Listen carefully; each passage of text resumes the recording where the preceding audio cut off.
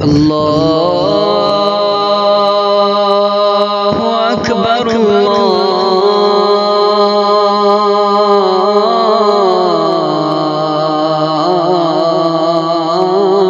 اکبر۔ السلام علیکم ورحمۃ اللہ وبرکاتہ۔ بسم اللہ الرحمن الرحیم، حامداً ومصلیاً ومسلما اما بعد۔ ناظرین کرام، آپ سبھی کا ہمارے چینل میں خیر مقدم ہو۔ جیسا کہ میں نے کل اس بات کی وضاحت کی انٹرو کی ویڈیو میں، ہمارے چینل کے بنیادی طور پہ 4 مقاصد ہیں جس کے تھرو ہم آپ حضرات کے سامنے تفصیل پیش کریں گے۔ سب سے پہلا مقصد یہ قرآن پاک کو تجوید کے ساتھ کیسے پڑھا جائے۔ دوسرا مقصد یہ قرآن پاک کی زبان کو کیسے جانا جائے، یعنی عربی لینگویج جس کا جاننا بے حد ضروری ہے، چونکہ قرآن پاک کی فہم و تفہیم، قرآن پاک کو سمجھنا اور سمجھانا یہ عربی زبان کے ذریعے سے ہوتا ہے۔ تیسرا ہمارا مقصد یہ مذہبی معلومات، اسلام کے طور و طریقت، ان سارے چیزوں کی وضاحت انشاءاللہ آپ حضرات کے سامنے پیش کی جائیں گی۔ چوتھا ہمارا مقصد یہ ہے کہ مسئلے مسائل کا مذاکرہ، اور چونکہ مسائل کا علم حاصل کرنا کتنا ضروری ہے اور ہر فرد مومن کے لیے یہ فرض عین ہے مسئلے کا علم رکھنا۔ حدیث شریف میں ابن ماجہ میں اللہ کے نبی علیہ السلام نے فرمایا، آدمی جو شخص کسی مسئلے کا علم رکھتا ہے، کسی مسئلے کو جانتا ہے، حاصل کرتا ہے، اس پر عمل کرے نہ کرے، اس کو 1000 رکعت نفل پڑھنے کا ثواب دے دیا جائے گا۔ تو بے حد ضروری ہے مسائل کا علم حاصل کرنا۔ تو ناظرین کرام، میں طوالت میں جائے بغیر اپنے آج کے ٹاپک، آج کے موضوع پر گفتگو کرنا چاہوں گا۔ آج کا ہمارا جو ٹاپک ہے وہ ہے احکام تجوید، یعنی قرآن پاک کو تجوید کے ساتھ کیسے پڑھا جائے اور حروف تہجی کو، اس کے مخارج، اس کے صفات، اس کے قواعد کے ساتھ کیسے ادا کیا جائے، اس کی تفصیل آپ حضرات کے سامنے پیش کی جائے گی۔ سب سے پہلے آپ نورانی قاعدے کی تختی نمبر 1 کو یہاں پر ملاحظہ فرمائیے۔ یہاں پر اس کو لکھا ہوا ہے، درج کیا ہوا ہے کہ تختی نمبر 1 مفردات، یعنی لیسن نمبر 1 مفردات۔ مفردات مفردتن، مفردتان، مفرداتن۔ مفردات کے معنی، اصل معنی میں لغوی تعریف اس کی یہ ہے کہ مفردات الگ الگ، اس کی اصطلاحی تعریف یہ ہے کہ الگ الگ حروفوں کو مفردات کہتے ہیں۔ چنانچہ تختی نمبر 1 مفردات الگ الگ، چونکہ یہاں پر الف سے لے کر یا تک جو حروف تہجی لکھے ہوئے ہیں یہ سارے کے سارے الگ الگ لکھے ہوئے، لہذا اس کو الگ الگ حروف کہتے ہیں۔ لہذا دیکھیے تختی نمبر 1 مفردات، یہ مفردات حروف تہجی، اس کو اس کے صفات اور مخارج اور اس کے قواعد کے ساتھ پڑھنا بے حد ضروری ہے۔ ان میں سے بعض حروف وہ ہے جس کو باریک پڑھا جاتا ہے، بعض حروف وہ ہے جس کو موٹا پڑھا جاتا ہے، بعض حروف وہ ہے کہ جس کے مخارج ایک ہی ہوتے، مخرج ایک ہی ہوتا، لیکن صفات الگ الگ ہوتے ہیں جس کی وجہ سے آوازیں بھی مختلف ہوتی ہے۔ لہٰذا ہم سب سے پہلے ہم حروف تہجی کو، ان 29 حروف کو ایک مرتبہ پڑھ لیں گے۔ آپ حضرات بھی میرے ساتھ پڑھیے، دیکھیے اس کو پڑھنے کا طریقہ کیا ہوتا ہے۔ الف، با، تا، ثا، جیم، ح، خ، دال، ذال، را، زا، سین، شین، صاد، ضاد، طا، ظا، عین، غین، فا، قاف، کاف، لام، میم، نون، واو، ہا، حمزہ، یا۔ یہ 29 حروف ہے جس کو ہم نے آپ کے سامنے پڑھ کر سنائی ہے۔ تو ان حروف کو اس کے مخارج کے ساتھ، اس کے صفات کے ساتھ کیسے پڑھا جاتا ہے، آئیے ناظرین کرام اس کی تفصیل ہم آپ حضرات کے سامنے پیش کریں گے۔ دوستوں، جیسا کہ ہم نے ابھی آپ کے سامنے مفردات حروف تہجی کو ہم نے پڑھ کر سنایا ہے، اور اس کا پروننس کرنے کے لیے، صحیح طریقے سے ادا کرنے کے لیے، تلفظ کی ادائیگی کے لیے ہمیں صفات اور مخارج اور قواعد کو جاننا بے حد ضروری ہے۔ چونکہ جب ہم سب سے پہلے تجوید کی بات کرتے ہیں تو پھر تجوید کے بعد جب کہی جاتی ہے تو صفحے اول میں جس کا ذکر ہوتا ہے وہ ہے مخارج کا بیان، چونکہ مخارج کا تجوید کے ساتھ بہت گہرا تعلق ہے۔ مخارج کے بغیر تجوید کا تصور ہی نہیں کیا جا سکتا، یعنی تو تجوید کے لیے مخارج کا جاننا بہت ضروری ہے۔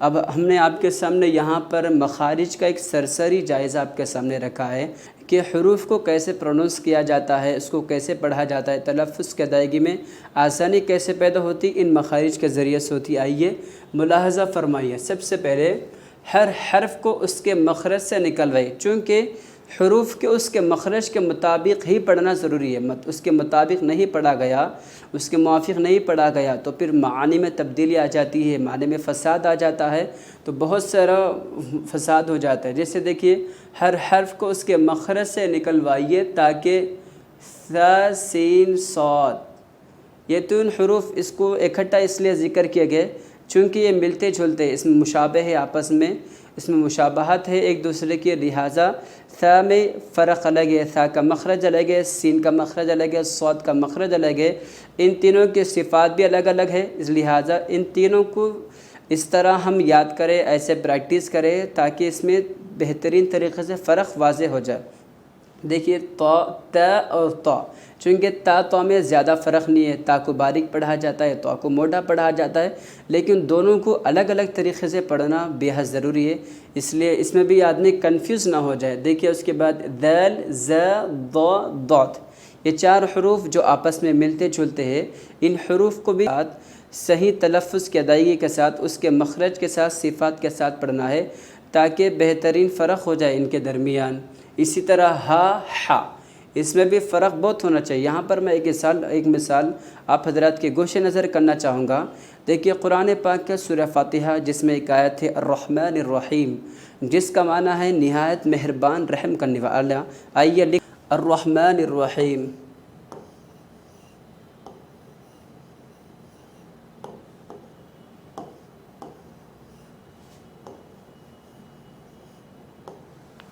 یہ ہے قرآن پاک کی سورہ فاتحہ کی آیت ہے الرحمن الرحیم، جس میں ہا کو پروننس کیا جا رہا، اور ہا کا مخرج یہ ہے کہ حلق کے درمیانی حصے سے اس کو ادا کیا جاتا ہے۔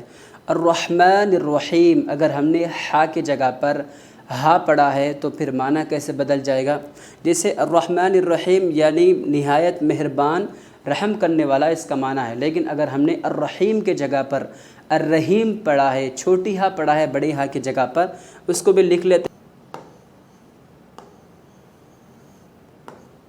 الرحیم کے جگہ پر ہم نے الرحیم پڑھی ہے، تو بہت سارے لوگ ہا کو اور اس کے مخرج کے مطابق پڑھنا اتنا ضروری نہیں سمجھتے، لیکن نہ پڑھنے سے کتنا بڑا نقصان ہوگا، معنی کیسے بدل ہوگا؟ چونکہ عربی زبان بہت حساس زبان ہے، بہت نازک زبان ہے، اس کو بہت سارے قواعد اور ضوابط سے منسلک ہے، زبان وابستہ ہے، تو انہیں ضوابط کے روشنی میں اس زبان کو حاصل کرنا چاہیے، پڑھنا چاہیے۔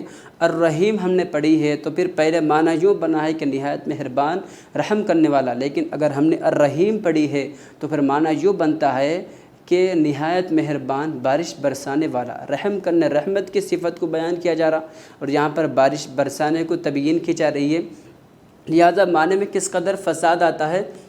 یہ حمزہ عین، حمزہ اور عین میں بھی صحیح فرق ہونا چاہیے، جیسے آ اور آ میں فرق ہے، اگر ہم نے اس کو صحیح طور پہ ادا نہیں کیا تو پھر اس کے بھی بہت سارے مثالیں جس کے ذریعے سے ہم وضاحت کر سکتے ہیں، لیکن وقت کا تقاضا ہے، لہذا سرسری طور پہ آپ حضرات کے سامنے جائزہ ہے۔ اور اسی طرح خا اور قاف، بہت سارے لوگ خا کی جگہ پر قاف پڑھتے ہیں، قاف کی جگہ پر قاف پڑھتے ہیں، اور جیسا کہ قاف کی جگہ پر کاف پڑھنے سے بھی بہت سارا نقصان ہے۔ انشاءاللہ اگلی کلاس میں مخارج کو بالتفصیل یکے بعد دیگر آپ حضرات کے سامنے مخارج کی وضاحت کی جائے گی، مثالوں کے ساتھ واضح کیا جائے گا کہ باریک حروف کو موٹا پڑھنے سے کتنا نقصان ہے، موٹے حروف کو باریک پڑھنے سے، اسی طرح قاف کی جگہ پر کاف، کاف کی جگہ پر خا پڑھنے سے کتنا نقصان ہے، مثالوں کے ذریعے سے واضح کیا جائے گا۔ آئیے سنیے، ایک دوسرے کے مشابہ یہ حروف ہے، اس حروف میں اس قدر ہماری پریکٹس ہونی چاہیے، اس قدر مبارست مشق ہونا چاہیے کہ ہم بخوبی ایک دوسرے کو امتیازی طور پہ فرق کرنے کی صلاحیت اپنے اندر پیدا ہو جانا چاہیے۔ آئیے ہم مخارج کو ملاحظہ کرتے ہیں۔ دیکھیے سب سے پہلے مخارج کو چونکہ اختصاری طور پہ اس کو آپ حضرات کے سامنے بیان کیا جا رہا ہے، ایک ہے ث ذال ظ، ان تینوں حروفوں کا مخرج ایک ہی ہے، ان تینوں حروفوں کو یہ جاننا چاہیے کہ ث ذال ظ، ان تینوں حروف کا مخرج ایک ہی ہے۔ اب مخرج کیا ہے اس کو پڑھ لیتے ہیں۔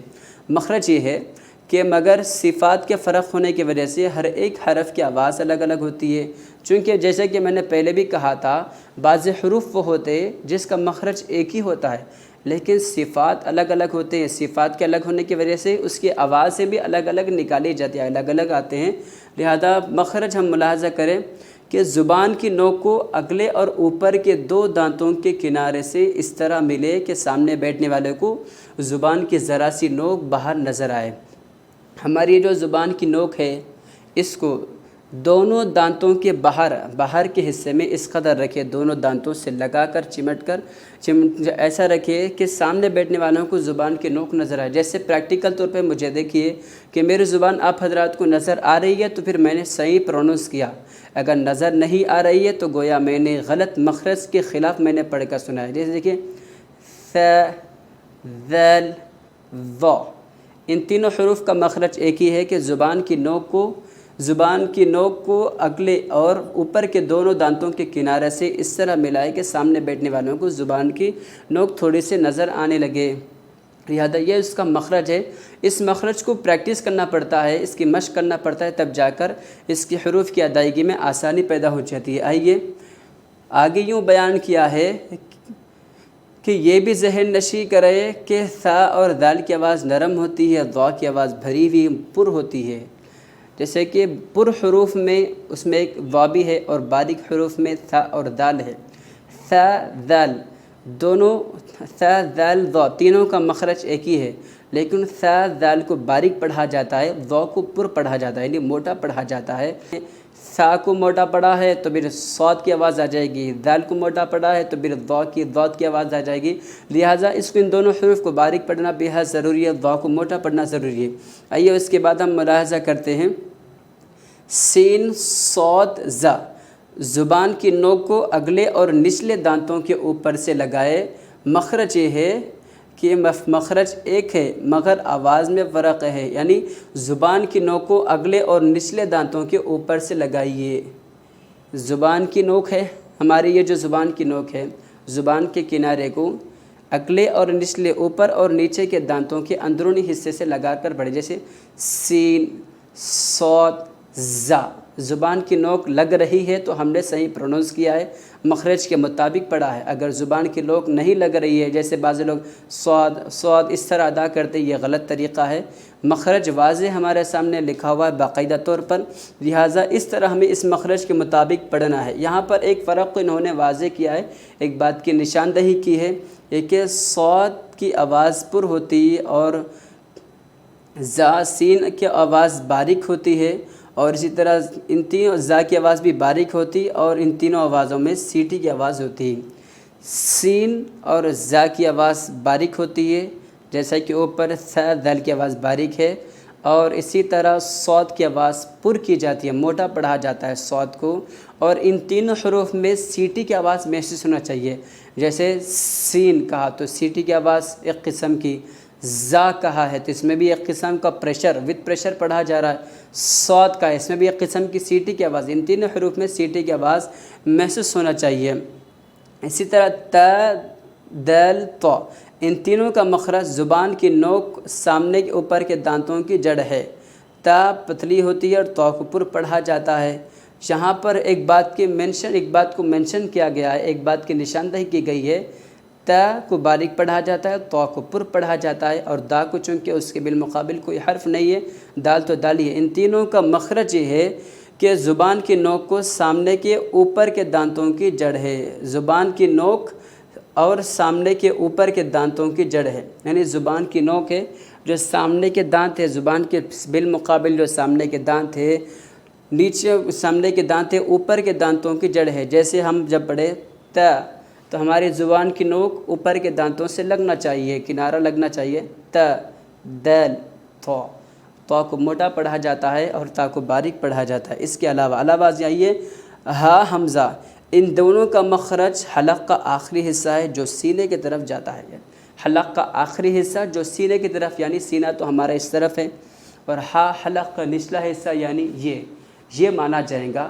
ہا اور حمزہ ان دونوں کا پروننس کا طریقہ، اس کے مخرج حلق کا آخری حصہ یہ ہے، اس حصے سے اس کو ادا کیا جاتا ہے۔ جیسے ہا اور اسی طرح حمزہ، جب ہم حمزہ اور ہا پڑھ رہے تو پھر ایک آسان مثال یوں ذہن میں رکھیے کہ ہم جب اس کو ادا کر رہے ہیں تو ایک قسم کی وائبریشن اس میں محسوس ہوتی ہے ہمارے حلق میں۔ ہا حمزہ ہم انتہائی ضروری ہے اس کو اس کے مخرج کے مطابق پڑھنا ہے۔ تو لہٰذا ہا اور حمزہ کا مخرج یہ ہے کہ حلق کا آخری حصہ ہے، اس حصے کے مطابق پڑھنا ہے جو سینے کی طرف چلا جاتا ہے۔ اسی طرح عین اور ہا یہ دونوں حلق کے درمیانی والے حصے سے نکلتے۔ ہا اور ہا میں فرق، ادائیگی کی مشق بھی اچھی طرح کروائیے۔ یہاں پر ایک بات کو منشن کیا، ابھی میں اس کی وضاحت کروں گا۔ بتائیں یہ دونوں کے حلق کے درمیانی، یعنی حلق کے درمیانی حصہ جو ہوتا ہے، حلق کا درمیانی حصہ، اس درمیانی حصے سے عین اور ہا کو ادا کیا جاتا ہے۔ اگر ہم نے کسی اور جگہ سے ہم نے اس کو ادا کیا ہے، جیسے اس کو بگا کر، جیسے عین کی جگہ پر الف، عین الف کی آواز نکالی ہے، اور ہا کی جگہ پر ہم نے ہا کو ادا کیا ہے، گویا ہم نے معنی کو بگاڑ دیا ہے، گویا ہم نے مطلب کہ اس کے جنازے کو نکال دی ہے، مطلب کہ ہم نے تجوید کے جنازے کو نکال دیے۔ لہٰذا عین اور ہا کا مخرج یہ ہے، اس کو حلق کے درمیانی حصے سے ادا کیا جاتا ہے۔ اور یہاں پر ایک بات کو مینشن کیا گیا، جیسے کہ میں نے ابھی کہا ہے کہ ہا اور ہا اس میں فرق کی ادائیگی میں مشق اچھی طرح کروائے، چونکہ ہا اور ہا میں زیادہ پریکٹس کرنا چاہیے۔ بعض لوگوں کو ہا کہنا مشکل ہو جاتا ہے، بعض لوگوں کو ہا کہنا مشکل ہو جاتا ہے، لہذا ہا کی بھی اچھی طرح پریکٹس ہو، ہا کی بھی اچھی طرح پریکٹس ہو۔ اگر ہم نے ہا کی جگہ پر ہا پڑھی ہے، ہا کی جگہ پر ہا پڑھی، جیسے کہ میں نے ابھی مثال کے ذریعے سے واضح کر چکا ہوں، الرحمن الرحیم نہایت مہربان رحم کرنے والا، یہاں پر ہا ہے۔ اگر ہم نے اس ہا کے جگہ پر چھوٹی ہا پڑھی ہے، الرحیم پڑھی ہے، تو معنی ہی بدل گیا ہے کہ نہایت مہربان رحم کرنے والا۔ اب ہم نے ہا پڑھی ہے تو پھر اس کا معنی یوں بنتا ہے کہ نہایت مہربان بارش برسانے والا۔ تو یہ چیزیں ہیں جس کو ہم انتہائی حساس طریقے سے، انتہائی اس کو ہم بے حد ضروری سمجھ کر پڑھنا چاہیے، چونکہ مخارج کا، صفات کا، قواعد کا بہت گہرا تعلق ہے معانی اور مطالب سے۔ لہذا ناظرین ہم اس کے آگے چلتے ہیں۔ جی دوستو، ابھی تک ہم نے آپ کو سرسری طور پہ تھوڑے مخارج کا تعارف کروایا ہے، اب باقی 2-4 حروف اور ہے جس کے مخارج کا سرسری جائزہ، چونکہ نیکسٹ کلاس میں، اگلی کلاس میں مخارج کا انشاءاللہ مکمل بالتفصیل بیان آئے گا، آپ حضرات کے پیش خدمت گوش نظر کیا جائے گا۔ لہذا مخرج سماعت فرمائے، غین اور خا، ان کا مخرج ابتدائی حلق ہے، منہ کی طرف والا حصہ ہے۔ یعنی ابتدائی حلق کیا مطلب؟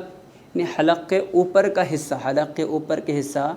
غین اور خا وہ حروف ہے جس کو حلق کے اوپر حصے سے ادا کیا جاتا ہے۔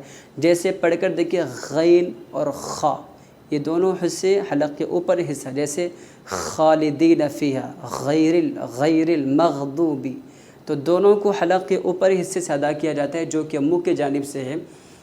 اس کے بعد والا مخرج قاف اور کاف زبان کی جڑ ہے، اوپر کے تالو سے لگا تو قاف بنتا ہے۔ قاف اور کاف یہ دو زبان کی جڑ ہے، ایک زبان کا کنارہ ہوتا ہے جو ہمیں سامنے دکھائی دیتا ہے، اور ایک زبان کی جڑ ہوتی ہے جو کہ جہاں سے زبان کی شروعات ہوتی ہے۔ لہذا قاف کے مخرج یہ ہے کہ جڑ اوپر کے تالو سے لگے تو قاف بنتا ہے، ہماری جو زبان کی جڑ ہے اس کو اوپر کے تالو سے معلق کرنا، ملانا ہے تو قاف بن گیا ہے۔ اور کاف کا کیا ہے؟ کاف کا مخرج بھی زبان کی جڑ ہی ہے، لیکن اوپر کا تالو منہ کے جانب ذرا سا نیچے ہٹے، اور چونکہ کاف کو باریک پڑھا جاتا ہے، قاف کو موٹا پڑھا جاتا ہے، اس کو بھی اوپر سے لگائے لیکن منہ کے جانب تھوڑا سا نیچے ہٹانا ہے۔ یہ قاف اور کاف کا مخرج ہے، میں سرسری طور پہ اس کا تعارف کروا رہا ہوں۔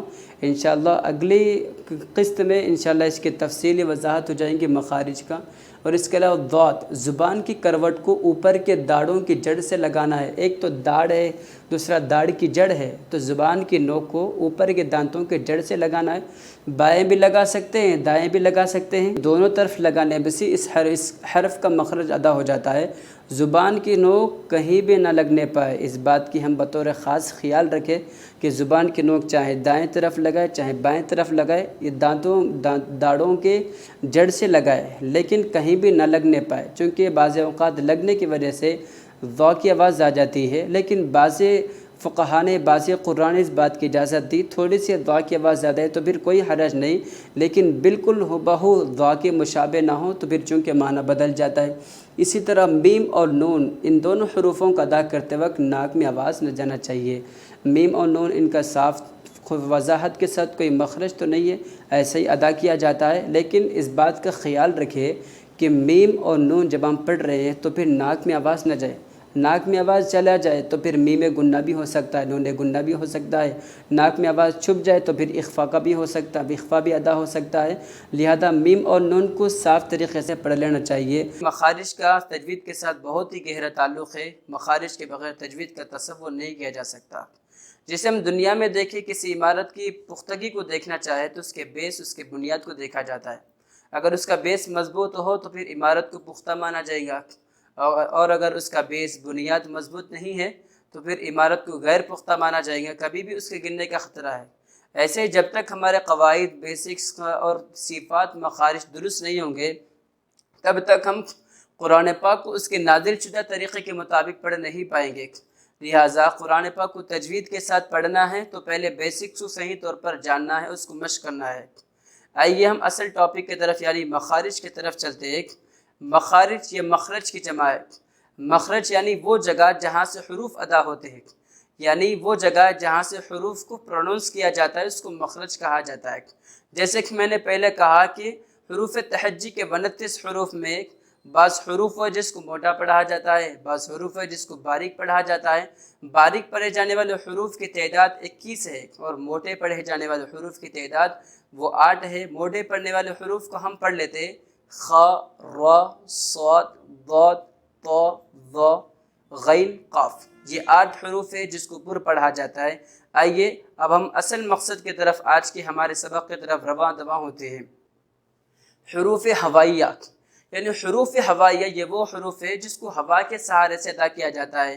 اس کا قاعدہ یہ ہے کہ حروف ہوائیہ وہ حروف ہے جو منہ کی خلا سے ادا ہوتے ہیں، منہ کی اندرونی جگہ سے اس کو ادا کیا جاتا ہے، یعنی زبان اس کے ادائیگی کے وقت کسی چیز کا سہارا نہیں لیتی، نہ ہی کسی چیز سے ٹکراتی ہے۔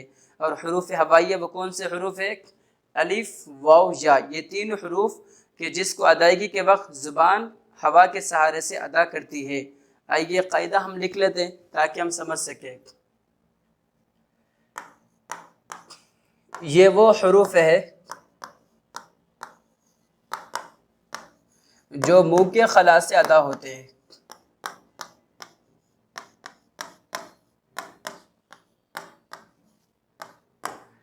حروف ہوائیہ یہ وہ حروف ہے جو منہ کے خلا سے ادا ہوتے ہیں، یہ اس کا قاعدہ ہے، اس کا مخرج ہے۔ جیسے واو پڑھیے والعصر والسماء والطارق، واو پڑھ رہے ہیں تو پھر زبان کسی چیز سے نہیں ٹکرا رہی ہے۔ یا عبادی الذین، یا ایھا الذین، یا پڑھ رہے ہیں تب بھی زبان کسی چیز سے نہیں ٹکرا رہی ہے۔ لیکن جب الف پڑھا جاتا ہے تو بعض لوگ یہ اشکال کرتے، یہ سوال کرتے ہیں، آپ نے تو کہا حروف ہوائیہ کہ ہوا کے سہارے سے اس کو ادا کیا جاتا ہے، لیکن جب ہم الف پڑھتے ہیں تو پھر لام کے وقت زبان اوپر کے تالو سے لگ رہی ہے، تو پھر آپ کا اس طرح کہنا کس حد تک صحیح ہے؟ ہمارا جواب یہ ہے کہ قرآن پاک میں ہم جہاں جہاں پر الف کو ڈائریکٹلی نہیں پڑھتے بلکہ حمزہ کی شکل میں پڑھتے، جیسے آمن الرسول، اہدنا الصراط المستقیم، وآمنہم من خوف، اس طرح اس کو پڑھا جاتا ہے۔ اس اعتبار سے یہ بھی حروف ہوائیہ میں شامل ہے۔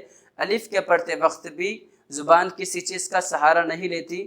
جی دوستوں، یہ تھے حروف ہوائیہ جس کو ہم نے آپ کے سامنے مثال کے ذریعے سے سمجھایا، تفصیل پیش کیا ہے۔ امید کہ آپ سمجھ چکے ہوں گے۔ یہ بات یاد رہے کہ حروف حلقی یعنی وہ حروف جو حلق سے ادا ہوتے ہیں، یعنی ان 6 حروفوں کو حلق سے پڑھا جاتا ہے۔ آئیے حمزہ، ہا، عین، حا، غین، خا، ان 6 حروف میں 4 حروف ہے جس کو باریک پڑھا جاتا ہے، یعنی حمزہ سے لے کر حا تک ان 4 حروف کو باریک پڑھا جاتا ہے، اور اسی طرح غین، خا، ان دونوں حروف کو موٹا پڑھا جاتا ہے۔ یہ موٹے پڑھے جانے والے حروف میں شامل ہے، یہ باریک پڑھے جانے والے حروف میں شامل ہے۔ آئیے سب سے پہلے ہم حمزہ اور ہا کا مخرج جانتے ہیں، اس کا قاعدہ کیا ہے ملاحظہ کیجیے۔ حمزہ اور ہا، اس کا قاعدہ یہ ہے کہ حلق کے نچلے حصے سے اس کو ادا کیا جاتا ہے، حلق کے نچلے حصے سے اس کو پروننس کیا جاتا ہے۔ یہ حلق ہے اور یہ والا جو مقام ہے یہ اس کا نچلا حصہ ہے، یہ حمزہ اور ہا کا مخرج ہے، یہاں سے حمزہ اور ہا کو ادا کیا جاتا ہے۔ قاعدہ لکھ لیں گے۔ قاعدہ، حمزہ اور ہا یہ وہ حروف ہے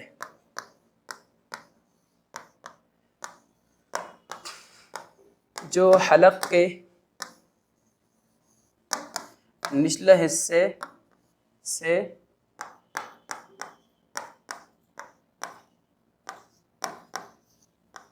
ادا ہوتے ہیں۔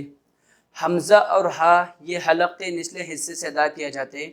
اس کو موٹے انداز میں یوں سمجھیے، جب ہم ہا اور اسی طرح حمزہ پڑھ رہے ہیں تو ہمارے حلق میں ایک قسم کا وائبریشن محسوس ہوتا ہے، اور یہی علامت ہے کہ ہم نے اس کو مخرج کے مطابق صحیح پڑھا ہے اور مخرج کی ادائیگی صحیح طور پر ہونے لگی۔ جیسے قرآن پاک کے سورہ فاتحہ کی آیت ہے اہدنا الصراط المستقیم، صراط المستقیم، اہدنا الصراط المستقیم، یعنی اس آیت میں اللہ سے سیدھے راستے کی ہدایت طلب کی جا رہی ہے۔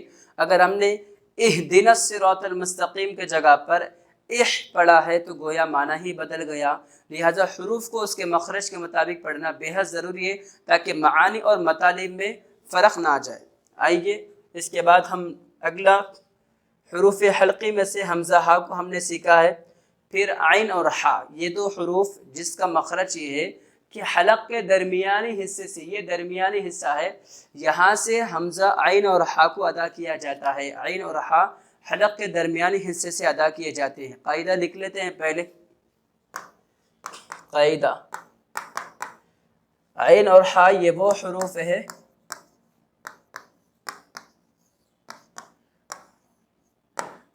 جو حلق کے درمیانی حصے سے ادا ہوتے ہیں۔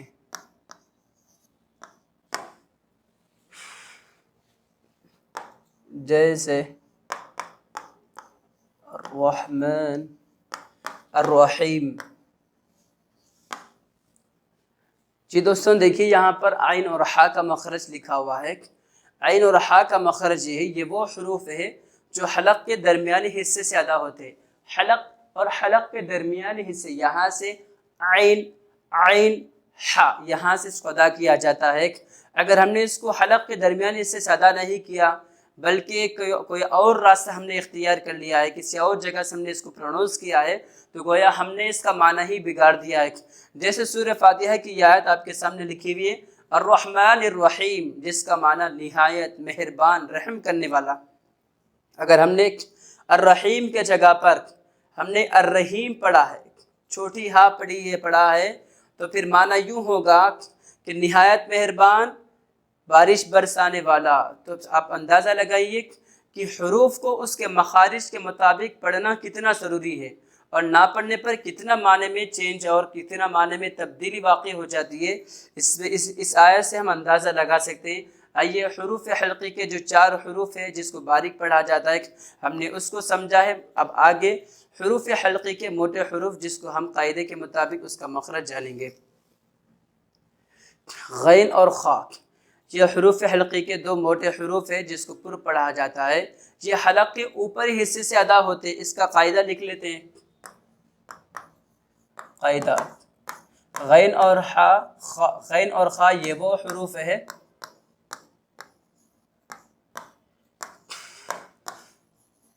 جو حلق کے اوپری حصے سے ادا ہوتے ہیں۔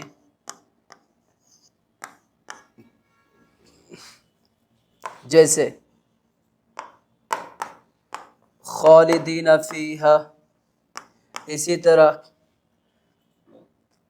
غیب السماوات،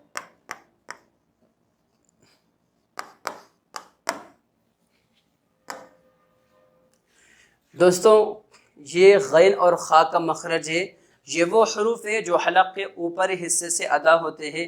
جیسے خالدین فیہا، غیب السماوات، جب ہم غیر پڑھ رہے ہیں اور اسی طرح خا پڑھ رہے ہیں تو حلق کے اوپری حصے سے اس کو ادا کیا جا رہا ہے، اور یہاں پر ایک قسم کی آواز محسوس ہو رہی ہے، اور اسی کو غین اور خا کا مخرج کہا جاتا ہے۔ لہٰذا یہ چند حروف تھے حروف حلقی جس کو ہم نے آپ کے سامنے تفصیل کے ساتھ مثالوں کے ذریعے سے سمجھایا ہے۔ امید کہ آپ سمجھ چکے ہوں گے۔ اگر اس سلسلے میں کوئی اشکال ہے، سوال ہے، تو آپ کامنٹس میں ہم سے پوچھ سکتے ہیں، ہم ضرور ضرور آپ کو انشاءاللہ تشفی بخش جواب دینے کی مکمل کوشش کریں گے۔ آج کے لیے اتنا ہی کافی ہے، باقی جو حروف ہیں ہم اس کو بھی تفصیل کے ساتھ پڑھیں گے اور سیکھیں گے۔ اجازت دیجیے، والسلام علیکم ورحمۃ اللہ وبرکاتہ۔